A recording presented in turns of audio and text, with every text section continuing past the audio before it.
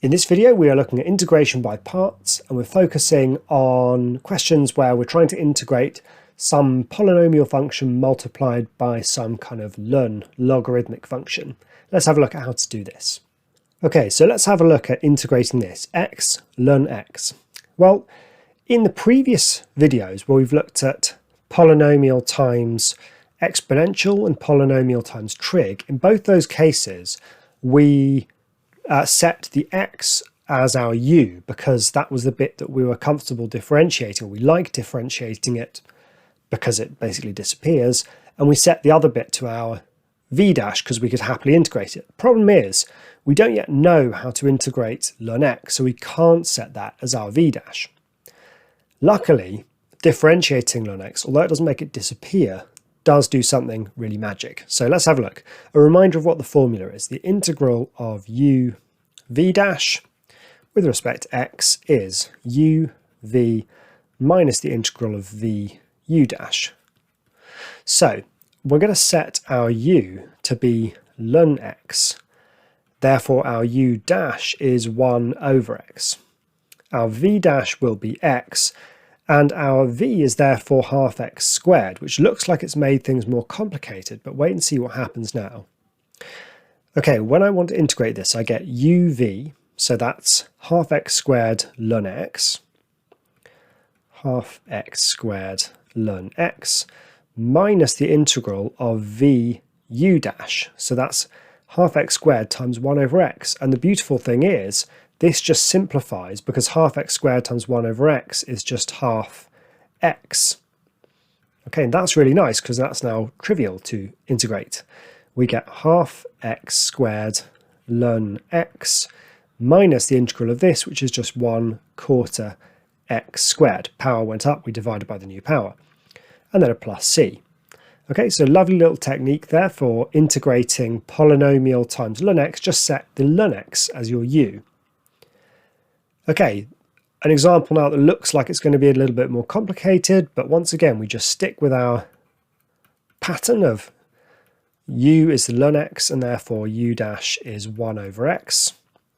V dash is whatever the function is, 3x cubed minus 4x plus 1, and v is just the integral of that. So power goes up by 1 and we divide by the new power, so 3/4 x to the 4. And then we've got what we've got here, minus 2x squared plus x. So I just integrated my v dash to get v. Okay, so the answer then is uv. So these two things multiplied up. It looks ugly, but it is correct. 3/4 x to the 4 minus 2x squared plus x all times ln x minus the integral of v u dash. Well, I can just sweep through this, multiply it by 1 over x, which just reduces the power of the x's by 1. So that's 3/4 x cubed minus 2x plus 1. And now that's fairly easy to integrate. So we've got 3/4 x to the 4 minus 2x squared plus x ln x, and then the integral of this stuff. I'll just open a bracket because there's minuses and minuses, and I wouldn't want to drop any of those. So power goes up by 1 and I'll divide by the new power, so that's 3/16 x to the 4 minus x squared plus x and plus c, just for fun.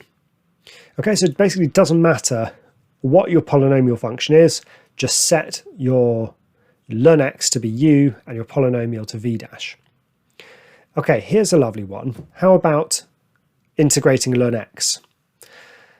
So the trick here, and it is a trick, it's something to, once you've seen it once, you'll have it in your toolkit, is think about this as 1 times ln x.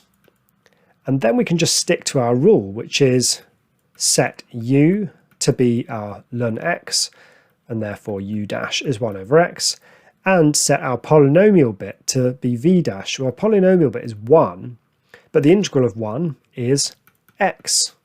So that's kind of cool. And now look what happens.